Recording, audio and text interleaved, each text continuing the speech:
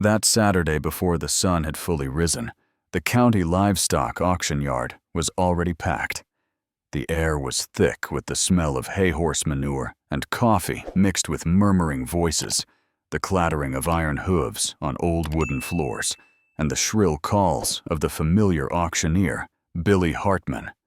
On the weathered oak platform, farmers and ranchers from neighboring areas crowded together, catalogs in hand, eyes scanning the movements of each animal parading across the auction floor.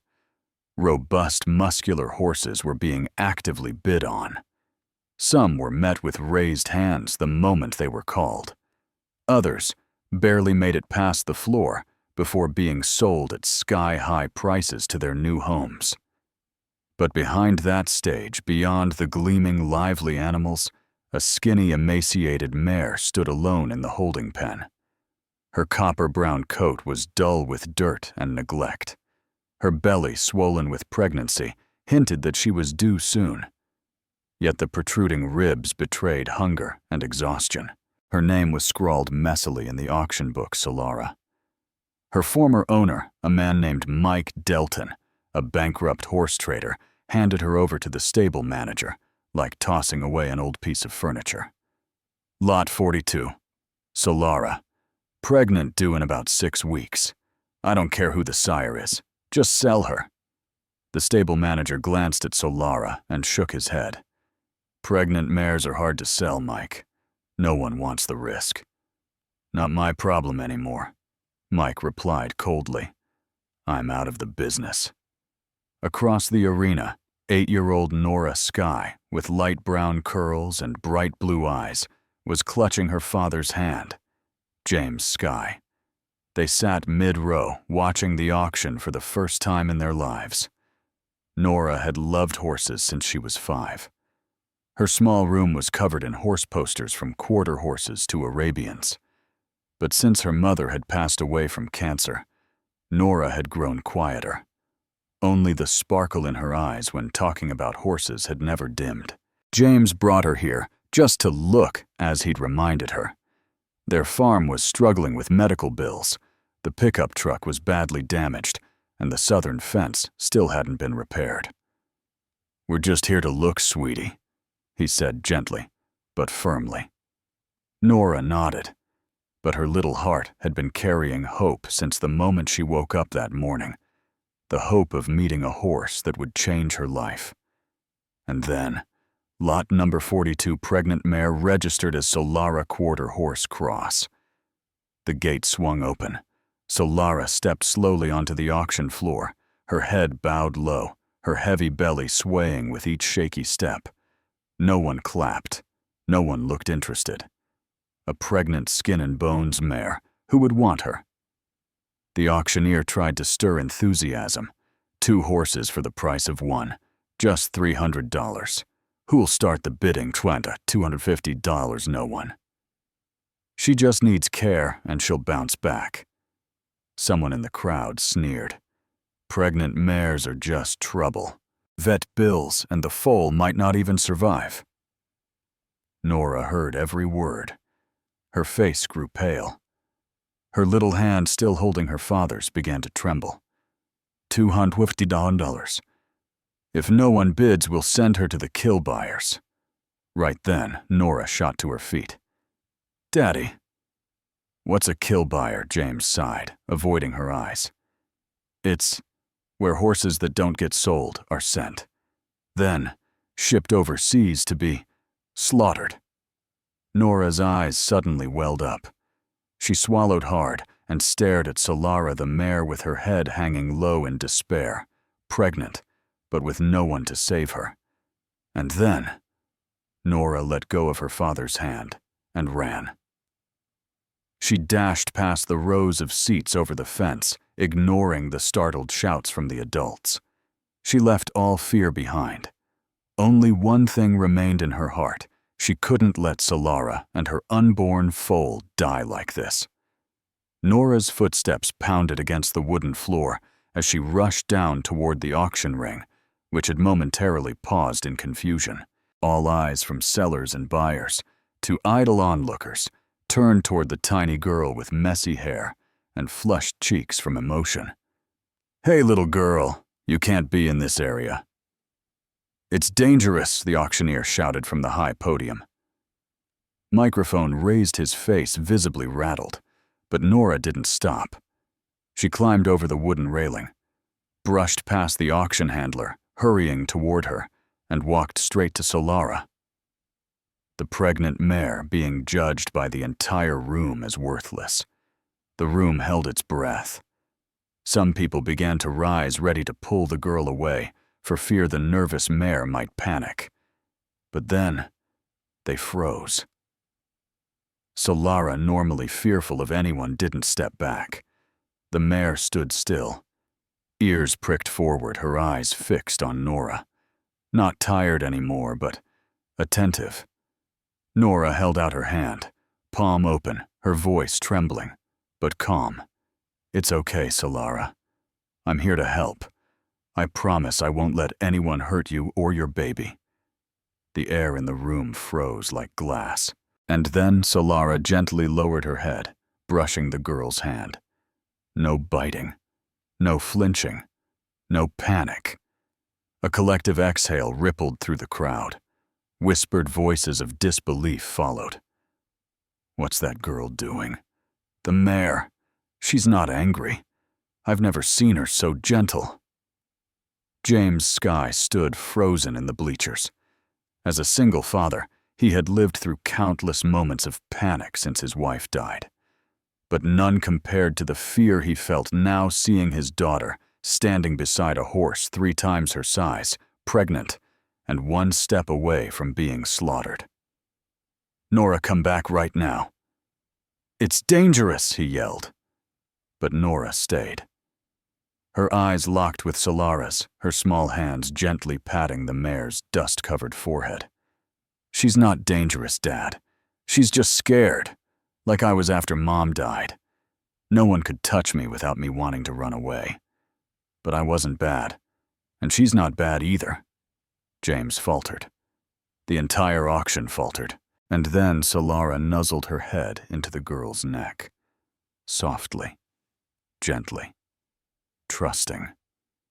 A moment suspended in time where all calculations, all dollar signs, all benefits, faded away. That simple touch wasn't just animal behavior. It was a silent plea between 2 wounded souls. Finally, the auctioneer's voice rang out again, this time softer. "Sweetheart, I'm afraid you can't buy a horse without an adult representative." And from the top row, James Skye rose to his feet. He raised his hand into the stunned silence. "I bid $150. I'll take her." This time the gavel struck with certainty, like a declaration. "Sold to the gentleman with the brave little girl." Nora turned eyes brimming with tears and ran toward her father. "Thank you, Daddy, thank you so much." James bent down and hugged her tightly, unable to hide the tears spilling down his face. "We just brought home a little family sweetheart." The Skye family's battered pickup truck rolled slowly down the pothole-ridden country road, dragging behind it an old trailer, borrowed from a neighbor, something James had brought along, just in case, never imagining he'd actually need it. Inside the trailer, Solara stood still, occasionally flicking her tail. Her eyes were alert, but no longer wild. For the first time in many months, she wasn't being dragged, shoved, or judged by cold numbers. And more than anything, she was being called by name, in the bright voice of a girl who was a stranger, yet somehow felt familiar. In the truck, Nora sat next to her father, clutching her notebook tightly. She had already begun listing what needed to be done. Lay down thick straw in the stall. Check the water trough. Ask Mrs. Caldwell about food for pregnant mares. Pick a name for the baby horse. What do you think we should name the little one? James asked, his voice soft as the wind. Nora thought for a moment, then said Raya. I want to name her Raya, because she's light, like the first ray of sunshine after winter. James didn't respond right away. He just looked at his daughter, so small, so strong, her eyes glowing with hope, and in that moment he whispered to himself, "Maybe she's the light we've been waiting for too." The Sky family ranch nestled at the foot of a hill, surrounded by weathered wooden fences, and a small pasture that once held James's father's cattle. The horse barn had been gathering dust for years, its beams loose and feed troughs rusted. But when Solara was led down from the trailer, something strange happened. He didn't hesitate. She didn't pull back on the lead rope. She simply followed Nora gently, as if this place had always been hers. "We'll fix everything," Nora promised Solara, stroking her bony shoulder. "We'll put in new straw. There'll be warm yellow lights. And no one will ever drive you away again." James stood watching two silhouettes, one tall horse and one tiny girl, transforming an old barn into a new home. His heart swelled with emotions too complex to name. In the 2 years since his wife's death, he had survived, but he hadn't truly lived. That night, Nora insisted on sleeping in the barn, lying on a thin mattress next to the fresh straw. Solara stood above her, occasionally dipping her head to sniff the girl's hair, as if to make sure she was still there, still safe. James tucked the blanket tighter around his daughter, placed an oil lamp in the corner of the stall, and began to head back toward the house. But before leaving, he saw something small, yet sacred. Solara had rested one hind leg, her ears relaxed, standing in a posture that only horses adopt when they feel absolutely safe. And in that moment, he understood. It wasn't just Nora who had saved Solara. Solara was saving his daughter too. The first morning after Solara came home began with the smell of fresh grass, soft golden sunlight, and the gentle whirring of the old water pump working again. James woke up at dawn, but his daughter was already gone from the house. He stepped out to the barn, where the wooden door had been left ajar, to welcome the morning breeze. And there, amidst dry straw and the flickering light of the last oil lamp, Nora was crouching by the feed trough, flipping through a notebook filled with densely packed notes in a child's handwriting, but written with meticulous care. Breakfast: cooked hay plus 1 handful of grain. Warm water. Not too cold. Brush left side first, because she flinches on the right. Morning hug. Important. James leaned against the doorway, unwilling to interrupt. Before him was his 8-year-old daughter, carrying out the role of a veterinarian, a companion, a little mother to a wounded soul. Solara stood still as Nora brushed her. The mare who once recoiled from every touch now not only stood still, but lowered her head so Nora could untangle knots in her mane. In Solara's eyes for the first time was a glimmer, not just a reflection of lamp or sun, but of trust. In the first week, Solara began to change bit by bit. Her coat became smoother, her eyes less hollow, her steps more steady. Every morning, Nora would count. "You've gained 3 pounds now, almost chubby already." Each evening, Nora sat leaning against Solara, reading books, talking about school, or simply staying quiet. But it wasn't a lonely silence anymore. It was the rare peace that a motherless child had finally found. Then one afternoon, while James was fixing the fence behind the barn, Nora screamed from inside. "Dad, come here! I think the baby kicked." James rushed in, heart racing. Nora placed his hand on Solara's belly, and indeed, there was a gentle movement, a tiny kick from inside. "It's Rhea, Dad. She's saying hi to us." At that moment, James felt as if something gently squeezed his heart, painful, but warm. For 2 years, the grief of losing Sarah. His wife had lingered like a shadow, but now with a single soft nudge from an unborn creature, he felt something returning hope. But that peace didn't last long. One Thursday afternoon, as James returned home from work, he saw a black pickup truck parked halfway hidden behind the trees near the gate. The engine was off, headlights dimmed. A man stood beside the truck talking to Nora, who stood at the paddock gate, her eyes wary but unmoving. James ran over at once. "What's going on here?" he demanded. The man turned around Mike Delton. Still the same cold face, the probing eyes, and that half-smile, half-threat voice, just chatting with the young lady. "About my horse. Seems there was a misunderstanding at the auction." James stepped forward, shielding his daughter. "There was no misunderstanding. I have a valid bill of sale. Solara is our horse now, and she's staying here." Delton kept smiling, but his gaze shifted colder. "Calculating. The thing is, I just found out she's from a fairly valuable bloodline. If that foal comes out with good build, it could be worth a small fortune. I'm willing to pay 3 times what you bought her for. Plus, pregnant mares are expensive. Who knows if the baby will survive, or if there'll be enough milk." "Not for sale. At any price," James said clearly and firmly. At that moment, Nora stepped closer, clutching her father's hand. Her eyes weren't scared anymore, just resolute with a determination rare in an 8-year-old. Delton looked at them for a moment, then smirked. "Well then, don't say I didn't warn you." He turned, climbed into his truck, and the vehicle drove away, leaving behind a cloud of red dust and an unspoken threat. That night, James placed the hunting rifle high on the shelf, locked it up, but the weight in his heart remained. Nora sat quietly in the barn, her face buried in Solara's mane. "Do you think he'll come back?" she asked, voice small. James looked at Solara now, standing between the two of them, like a knight guarding her people. "I don't know, but no matter what, we won't let anyone hurt her or her baby." Nora nodded, soft but firm.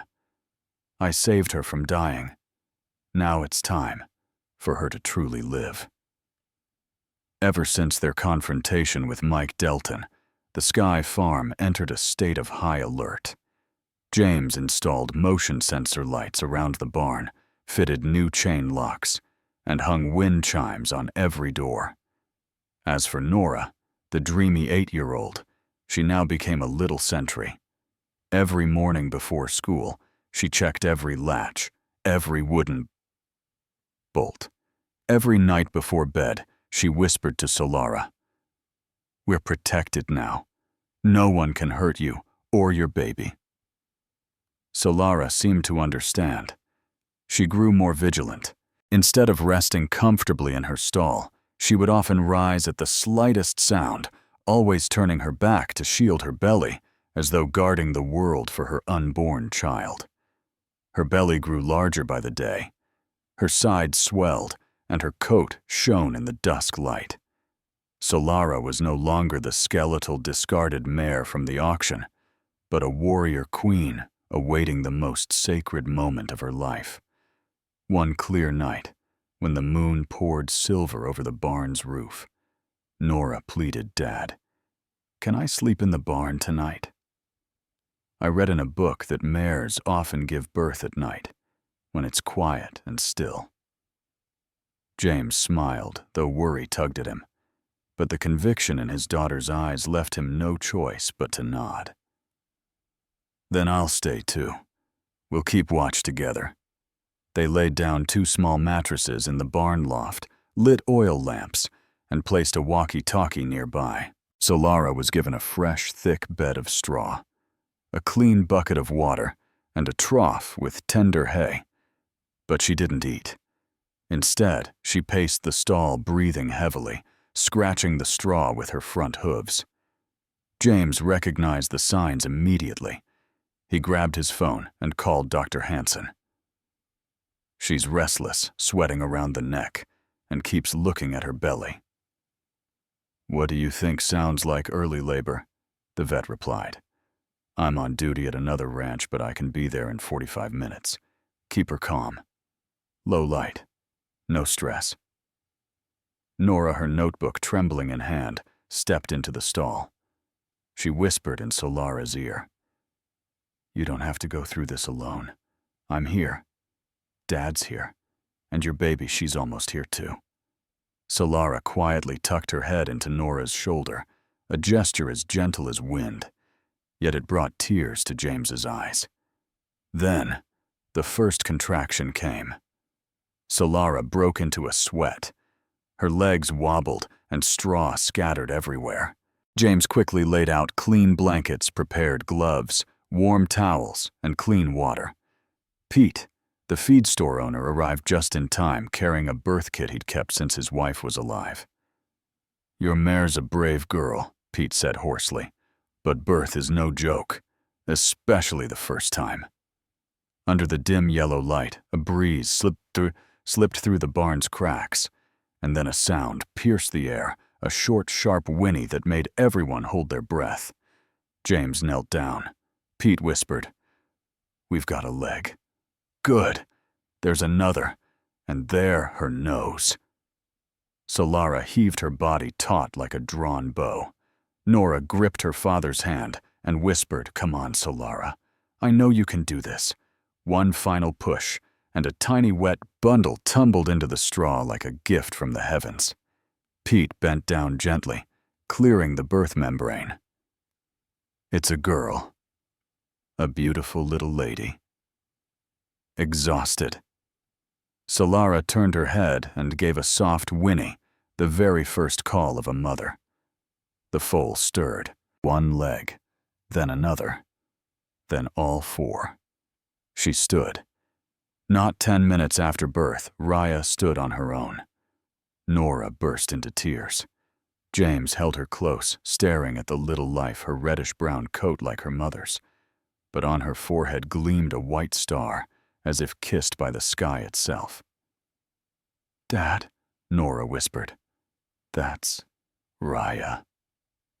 James didn't reply. He simply looked at his daughter, then at Solara and Raya, and said, "You didn't just save a horse, Nora. You brought a miracle to life." The next morning, the little Sky Farm awoke as if to a brand new world. Sunlight poured through the barn windows, golden and thick like honey. The scent of fresh hay, new straw, and a faint trace of colostrum lingered in the air.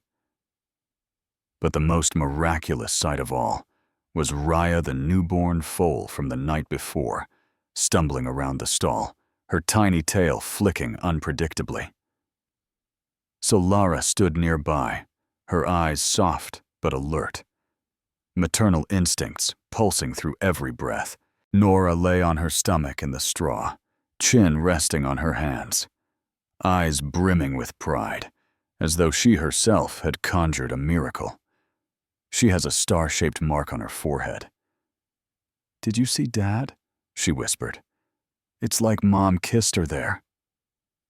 James said nothing. He didn't need to. He knew this was how his daughter kept her mother close. Not through ashes, not through photographs, but through a new life rescued by love. News of Raya's birth spread quickly through the community.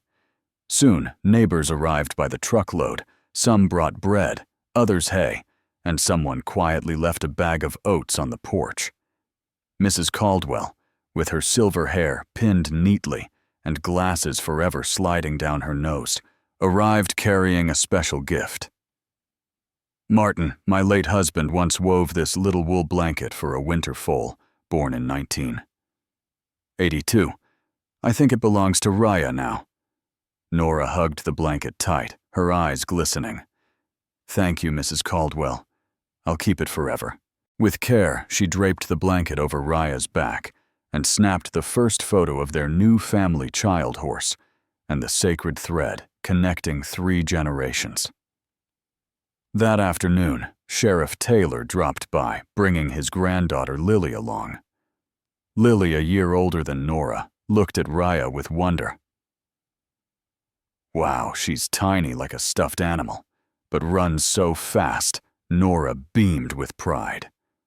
"Her name is Raya. It means light, and she learns fast." She was born just yesterday, and she already knows how to walk beside her mom, drink milk, and even lick people's faces. The two girls bonded instantly, racing around the paddock, playing vet, and huddling together to plan Raya's first birthday party, even though it was nearly a year away. James and the sheriff stood a little ways off, leaning against the fence, steam rising from their coffee mugs. "You did the right thing," James Taylor said. "Not just for the horse, but for your daughter." James exhaled softly. "I just didn't want to see the light go out in her eyes again." The sheriff nodded, then lowered his voice. "I should tell you, Delton hasn't given up." The wind stilled. He just hired a lawyer. Grayson Hayes, the most expensive one in 3 counties. They filed an emergency claim saying the sale of Solara was a mistake, that the horse was never intended to be put up for auction. They're demanding ownership of both Solara and Raya. James froze. "But I have the bill of sale." "Witnesses?" "She was listed for kill buyers." Taylor nodded, his face stern. "I know, but his lawyer's trying to force a court hearing. And the temporary hearing is set for 9 a.m. tomorrow." That night, James didn't sleep. Nora slept in the barn, wrapped around Solara, occasionally stirring to rest her hand on Raya, making sure she was still breathing. James sat at the old wooden table, combing through every document, purchase receipt photos, some Hanson's report, handwritten statements from Pete and Mrs. Caldwell. He knew they weren't just trying to take back a horse. They were trying to reclaim a piece of hope, and he wouldn't let that happen. He slid the papers into a folder, then looked up at the clock. 3:04 a.m. He stood and walked to the window. From there, he could see the barn, its soft yellow light glowing steadily like a lighthouse in the night. And he knew tomorrow morning would be a battle. But it wouldn't just be about paperwork. It would be about something far more sacred: family. The next morning, the mist still clung softly over the fields as James left the farm, clutching the leather folder of documents close to his side. Nora didn't come with him.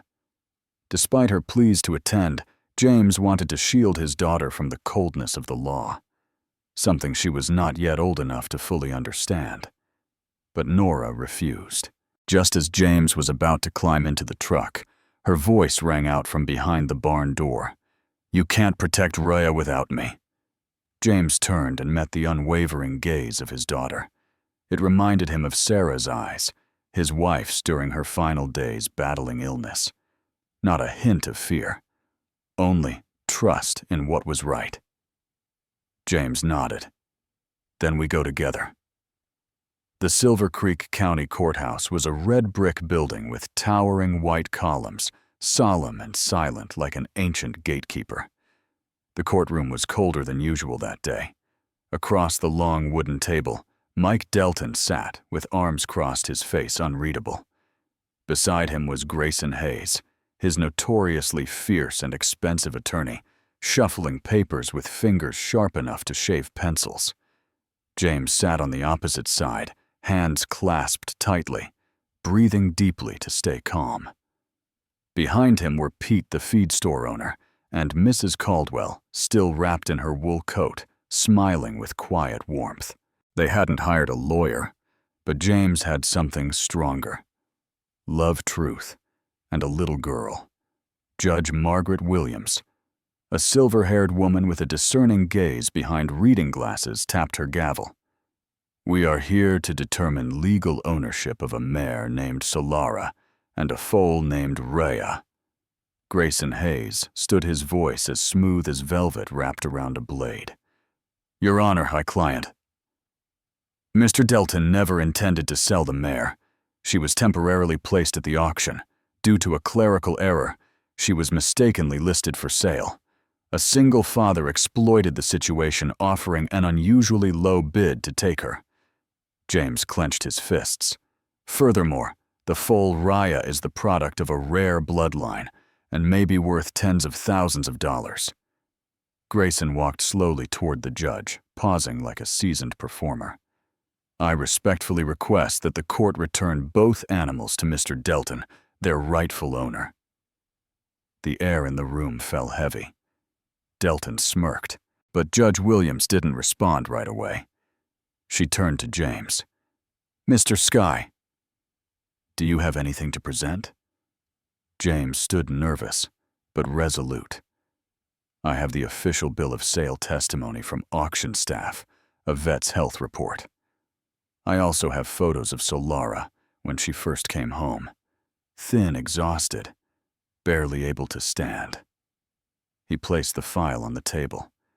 "We didn't buy her for her bloodline or her breeding value. We saved her because no one else would."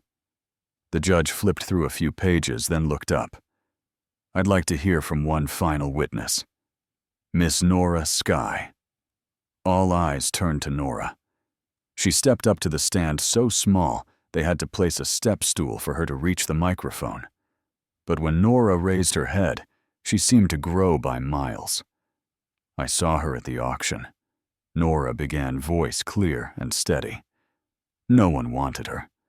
People said she wasn't worth anything, just a skinny, pregnant mare. But when I looked in her eyes, I saw myself, a sad, forgotten kid. No one chose." The courtroom went completely still. "I couldn't let her die, because if I did, I'd be giving up on myself too. My dad didn't buy a horse. He bought hope. And Raya, she was born on my mom's birthday, the mom we lost. I don't think that's a coincidence. I think Raya is something Mom sent to us." Grayson opened his mouth to object, but couldn't. No statute could overpower an honest heart.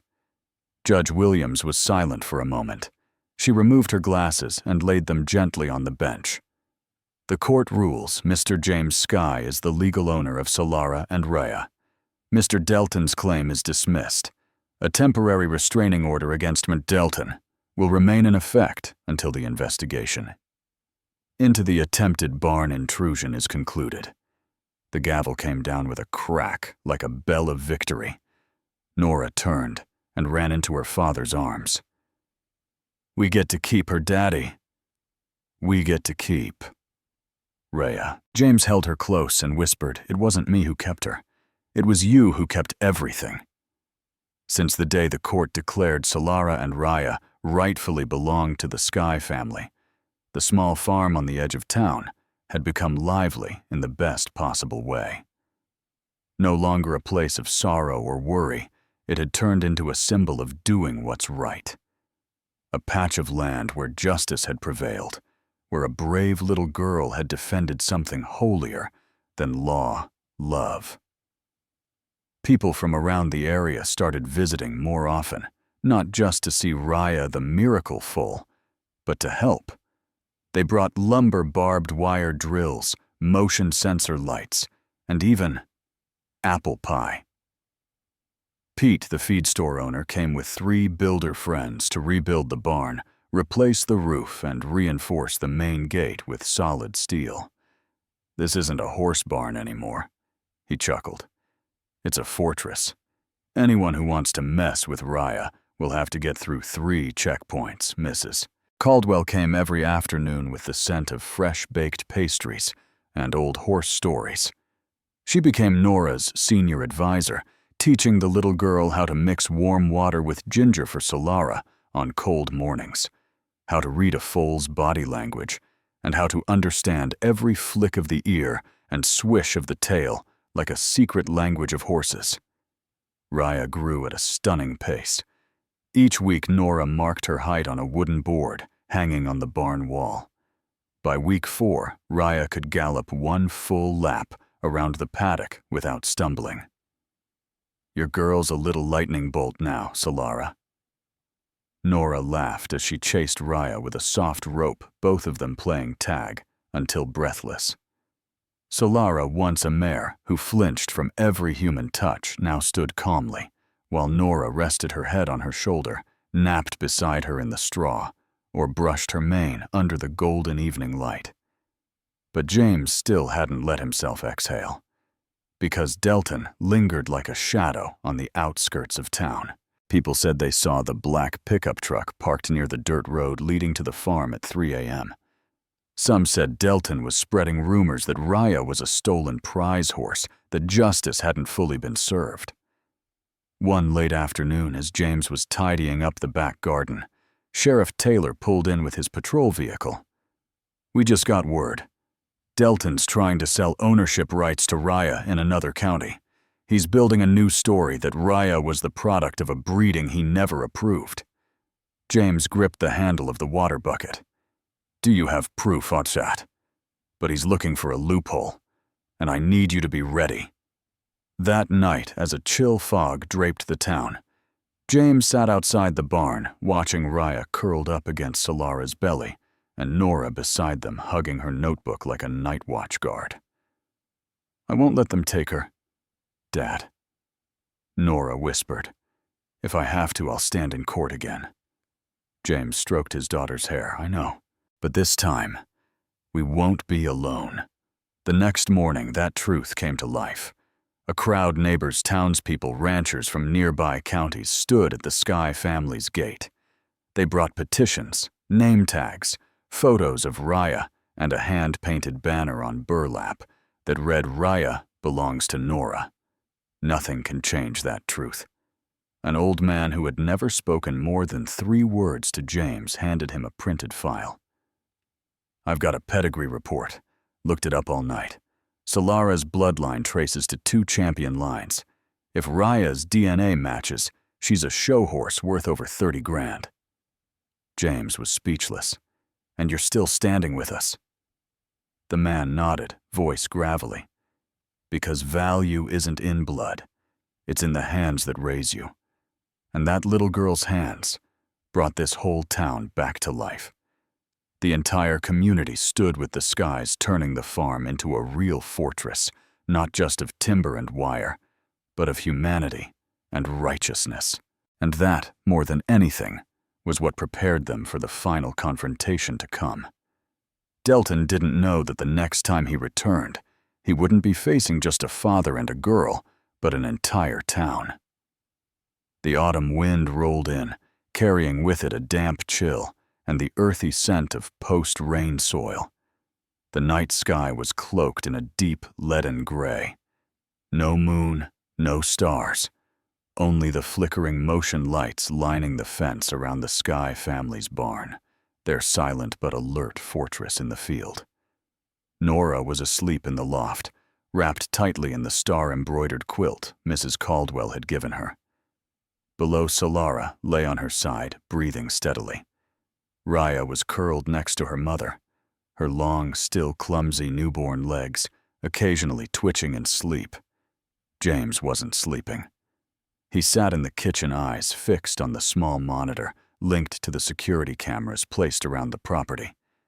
Ever since Sheriff Taylor's warning, an uneasy feeling had taken root in him, and like always, a father's instincts weren't wrong. 3:02 a.m. Camera 3 pointing toward the dirt road on the east side flickered on. A black pickup truck slowly crept into the clearing near the fence. Headlights off, engine silent. But James recognized the figure stepping out of the cab. Then another figure. His heart pounded. Without hesitation, James grabbed the shotgun from the locked cabinet and stepped outside just as the barn's motion lights flicked on, the sound of metal scraping a lock, and then a hushed but clear voice. "Hurry, cut the lock and take the little one," Delton said, just the foal. No noise. The little one. They meant Raya. James rushed toward the barn gate, shouting, "Stop! The police have been called." Drop the bolt cutter. The 2 figures froze. One cursed, raising the cutter to finish the job. But James didn't flinch. He raised his shotgun, not aimed to kill, but his voice held no hesitation. "I have the legal right to protect my property and family. Leave before you get shot. Or arrested. 1 second. 2. Then running footsteps. The 2 men bolted for the truck, yelling as they went. Not worth it, Delton said. It'd be easy. Let him try it himself. Headlights flared. Tires screeched across wet earth. The pickup vanished into the darkness, leaving behind the acrid stench of burnt rubber and a fury boiling inside James. 5 minutes later, Sheriff Taylor and Pete arrived. Red and blue police lights painted the dirt road in streaks of warning. "You okay, Taylor?" asked. Breath hurried. "Fine, but they nearly got through." James held up the mangled piece of chain. Pete picked it up, frowning. "This is industrial grade. These weren't amateurs. Delton hired pros." Taylor nodded grimly. "I'll request a warrant to search Delton's property. But first..."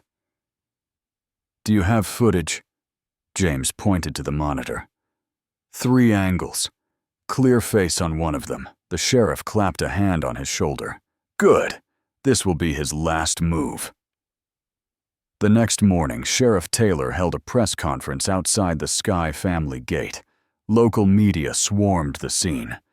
News spread fast. Attempted foal theft thwarted. Former owner under criminal investigation. People came in droves like never before. Some brought flowers. Others held signs painted with pictures of Solara and Raya, alongside the words, "Not because of value, but because of love." That afternoon, Sheriff Taylor called James. "Delton's in custody." One of the men confessed he was hired by him. James exhaled like a mountain had rolled off his chest. "Can I tell my daughter, tell her, she won. Not with just words, but with a heart no one could bend." That night, Nora sat in the barn, Raya's head resting on her lap. Solara stood nearby, eyes half closed in peace. Dad, Nora asked, "Is it over now?" James knelt down, wrapping his arms around her shoulders. "It's over. He's never coming back." Nora smiled a smile James hadn't seen since Sarah was alive. The smile of a child who had reclaimed her belief in the goodness of the world. "So, can we keep dreaming now, Dad?" "Yes. Dream big, because now we're free, and we have Raya." A week after Delton's arrest, the air around the Sky farm had changed. No longer did it carry the feeling of lurking shadows. Like before, it was a quiet peace, now like morning mist resting gently over the pasture.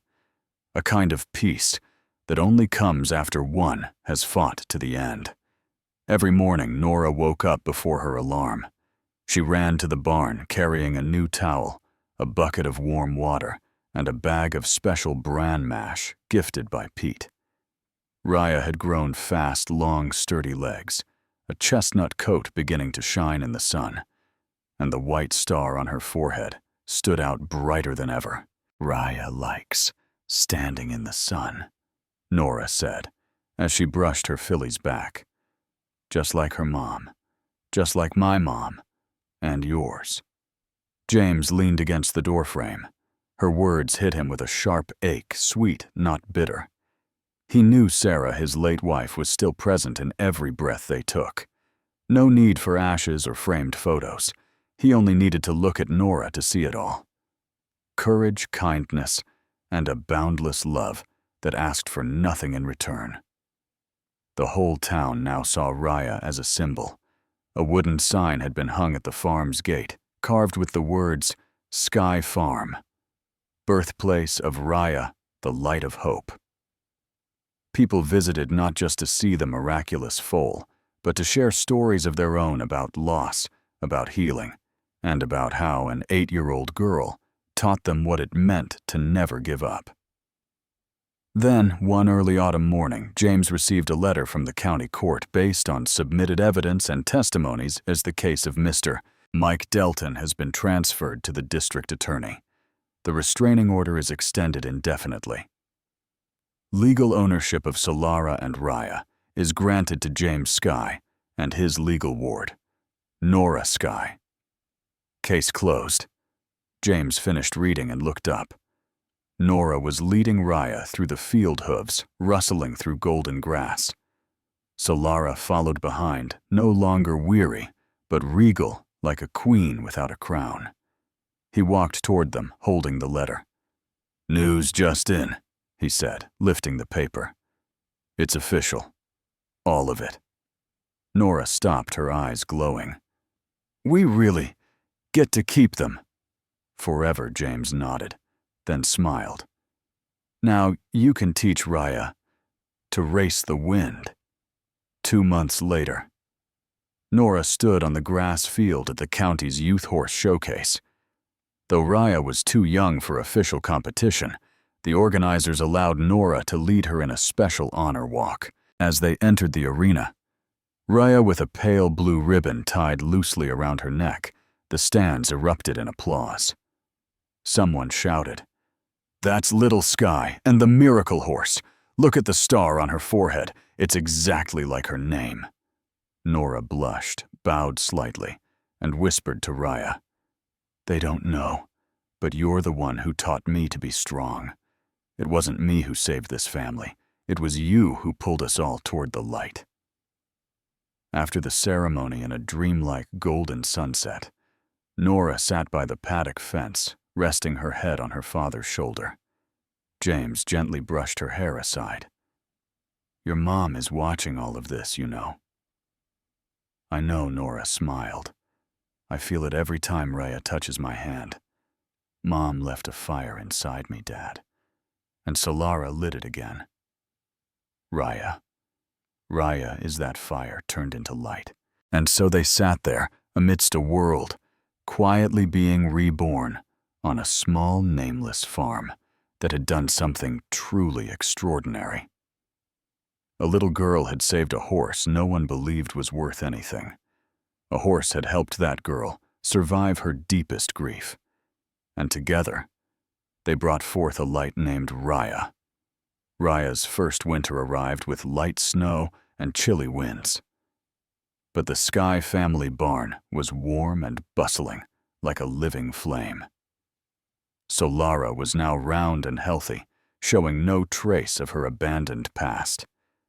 Each morning she strolled beside her daughter, like a queen leading a princess. Raya had grown as if she knew the whole town was watching her. Her legs were long and strong, her head held high, eyes full of intelligence and mischief. Nora had to run herself ragged. Every time Raya learned a new trick, like unhooking the latch, banging her muzzle against the feed bin for extra treats, or hiding Lily's toys in the hay. "She's not an ordinary horse," Nora wrote in her journal. "She's light with legs." Mrs. Caldwell, now more or less Raya's honorary grandmother, began teaching Nora how to train horses with soft signals, without reins connecting through eye contact and voice tone. One spring afternoon, James stood outside the paddock and witnessed something he never thought he'd see. Nora, the little girl who used to sit silently by the window, her eyes hollow after her mother's passing, was now running with Raya. No reins, no whip, just her voice and trust. Raya glided across the pasture like a river of sunlight. Nora ran with open arms, hair flying in the wind, her laughter ringing across the fields like music. James laughed out loud, then quickly wiped away a tear. "Sarah," he whispered, "do you see? She's come back to life." That summer, Raya took part in the county youth fair, not to compete, just to perform. But the little filly stole the show. Raya entered the arena with Nora, not with a saddle or reins, only a soft ribbon around her neck and the smile of her guide. She walked with grace, following subtle hand signals. When Nora stopped, Raya stopped. When Nora turned, Raya tilted her head. And when Nora whispered, "Ready to run?" Raya shot forward like an arrow curved back in a perfect arc and stopped right in front of the audience, bowing her head as if she knew she had just performed a dance. The entire stadium erupted in applause. A man from a horse welfare organization approached James. "That filly has the makings of a champion, but the girl, she's the true miracle." James only smiled. I'm just the stable keeper. The real miracle. That's between a little girl and a horse no one thought was worth saving. A week later, Nora received a letter from a national children's magazine. We've heard the story of you, Solara and Raya. If you're willing to share it, we believe thousands of other children need to hear that loss is not the end. That a small act like walking into an auction barn can change everything. Nora sat silently for a long time with the letter in her hands. At last, she picked up a pen and opened the final page of her journal. My name is Nora Sky, and this is the story I lived with Solara, a warrior who almost gave up. With Raya, the little light who pulled us out of the dark, and with my dad, the one who always chose to believe in me. If I could do it, then so can you. There are some things in life you don't need to buy. You just need to love. And love is the biggest thing a small heart can ever do. A quiet autumn afternoon. Red leaves blanketed the yard in gold as a gentle breeze swept through the old oak trees surrounding the Sky farm. Overhead, the sky was heartbreakingly blue, the kind of blue that only comes after a storm, after tears, after one has weathered the worst and stood still to see the world again with an open heart. Nora sat on the porch steps, her thick journal open on her lap. Beside her, a steaming mug of cocoa. Out on the pasture as always, Raya was galloping at full speed around the paddock, followed calmly by Solara, her stride unhurried, as if she had nothing left to prove. The once little filly was now nearly grown, sleek body coat gleaming like honeyed sunlight, and on her forehead, the star-shaped white mark still shimmered like a sign from the heavens that every life has a reason to be saved. James stepped out onto the porch, an envelope in his hand. From the editorial office. They've printed it. Nora opened the envelope. Inside was a magazine, its cover showing a photo of her riding Raya. No saddle, no reins, just a smile and the sky behind them. Beneath the image was the headline, "The Heart of a Child," and a flame that won't go out. She skimmed the article, her own words, her journal entries now carefully edited and printed, and looked up at her father. "We're just ordinary people." James smiled. "It's the ordinary people who create the extraordinary, because they don't know they're writing a miracle. They're just living with all the love they have." That evening, the two of them led Raya to the old meadow, the place where Sarah once flew kites with Nora when she was just a toddler. The wind tossed their hair as the sunlight slanted down on a weathered wooden sign hanging from the fence where hope begins. Nora touched the words and whispered, "I think I understand now why Mom had to go. Not to make us hurt, but so we could learn to hold on to what matters most." James placed a hand on her shoulder. "Your mom left a flame behind, and you turned it into light." As the sun dipped below the horizon. 3 figures. The father, the girl, and the horse stood together, gazing out toward the skyline, as if someone was waiting there, smiling, applauding in quiet approval. And in the distance, the first star emerged in the deepening blue sky, reflecting off the gleaming white blaze on Raya's forehead, like a nod from the universe that everything was finally in its right place. The story began at a cold auction yard, where a mare was destined for death, and a little girl carried a heart far too big for her small frame. But with just one glance, one decision, and an inexplicable faith, a life was saved. Then 2. Then a whole family. Then an entire community. Nora didn't just save Solara. Solara didn't just give birth to Raya. Together, they rekindled the belief that love doesn't need to be big. It just needs to be real. If this story touched your heart, share it. Not to spread tears, but to spread hope in what is good. Because somewhere out there, there is still a life waiting for someone to choose to save it. And maybe that someone is you.